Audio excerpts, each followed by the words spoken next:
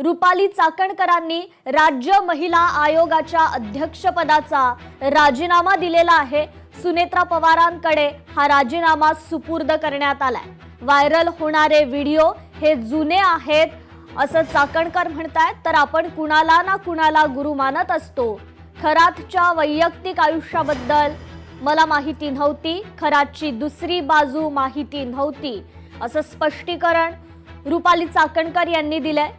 तर गुरुपौर्णिमेला पाद्यपूजा केली होती, 12 सप्टेंबरचा फोटो, पण खोटी तारीख व्हायरल केली गेली। खोटी तारीख दाखवून अमावस्येशी संबंध जोडला गेला। माझ्या हाताला कुठेही जखम नव्हती असंही चाकणकर म्हणाले। समाजामध्ये आपण आयुष्य जगत असताना कोणाला ना कोणाला गुरु मानत असतो। खरात पती पत्नीला माझ्या परिवाराने गुरु मानलं, आम्ही गुरु मानलं। माध्यमांमधून सातत्याने दाखवले जाणारे व्हिडिओ हे काही वर्षापूर्वीचे आहेत। गुरुपौर्णिमेच्या निमित्तानं अनेकांनी ती पाद्यपूजा केली, तशी मी माझ्या पतीने देखील ती पाद्यपूजा केली। 5-6 वर्षापूर्वी ज्यावेळेस आपण ज्या लोकांच्या संपर्कात असतो ते 5-6 वर्षानंतर एखाद्याचे कृत्य, एखाद्याची वैयक्तिक वागणूक, त्याचं वैयक्तिक आयुष्य याच्याबाबत आपल्याला कोणतीही सुत्रम कल्पना नसते।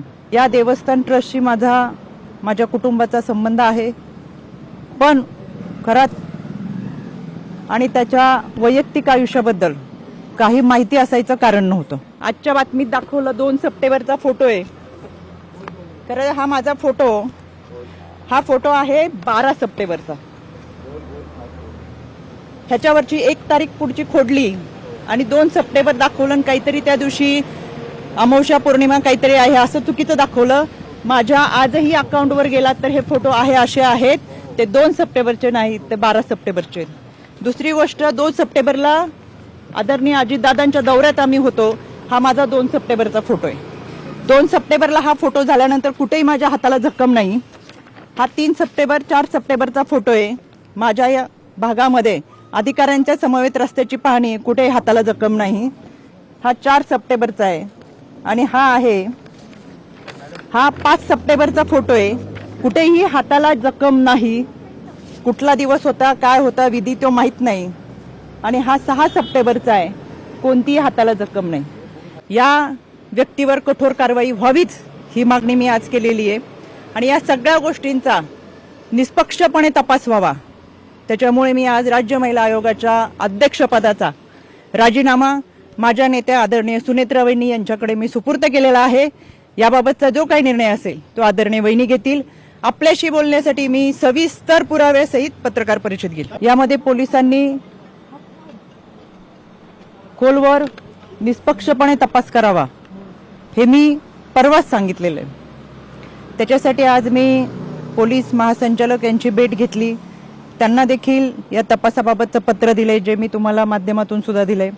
त्यानंतर मी राज्याचे मुख्यमंत्री आदरणीय देवेंद्रजी फडणवीस साहेब यांची भेट घेतली, त्यांनाही ते पत्र दिले, ते मी तुम्हाला माध्यमातून दिलेले। मी आता आदरणीय सुनेत्रा वहिनी, राष्ट्रवादी काँग्रेस पक्षाच्या आमच्या राष्ट्रीय अध्यक्ष, आमच्या नेत्या यांची भेट घेतली आणि एकंदर हा सगळा घटनेचा तपास हा पारदर्शकपणे व्हावा, निष्पक्षपणे व्हावा यासाठीची मागणी केली। तर या संदर्भात अमोल मिटकरी यांनी देखील लोकशाही मराठीला प्रतिक्रिया दिलेली आहे, ऐकूयात। त्यांनी मुख्यमंत्र्यांची भेट घेतल्यानंतर माननीय मुख्यमंत्र्यांनी हे स्पष्टपणे सांगितलं असेल की शेवटी तुमच्या पक्षाच्या नेत्या ह्या राज्याच्या उपमुख्यमंत्री आहेत, त्यामुळे तुम्ही तो राजीनामा त्यांच्याकडे द्यायला पाहिजे। आणि वास्तविक पाहता ते सदानंद दाते जे आहेत विशेष पोलीस महासंचालक, त्यांच्याकडे पण त्या भेटीला गेल्या होत्या, पण त्यांनी तिथं वेगळं पत्र दिले। मला वाटते त्या भोंदूबाबाची चौकशी करण्यासंदर्भात पत्र त्यांनी स्वतः फेसबुकवर टाकलंय। पण या सगळ्या प्रकरणामध्ये जे आहे दुरुस्त आहे। शेवटी सुनेत्रा वहिनींच्या आदेशाच्या नुसारच तो राजीनामा आता झालेला आहे। लोकशाही मराठी ऐका, पहा, जागरूक रहा।